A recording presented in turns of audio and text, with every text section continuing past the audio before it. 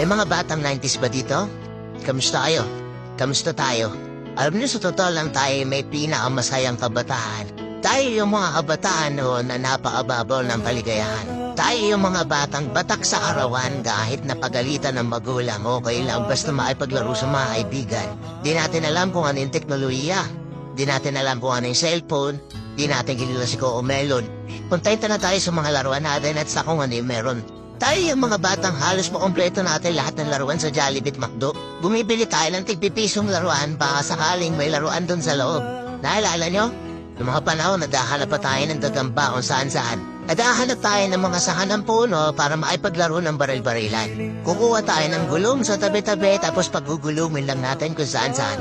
Mabibwisit tayo kapag hindi tayo pinayagan ng magulang natin maipaglaro sa mga kaibigan natin sa ulanan. Tayo yata yung mga huling batch ng mga bata na nakikipaglaro pa ng tagu-taguan.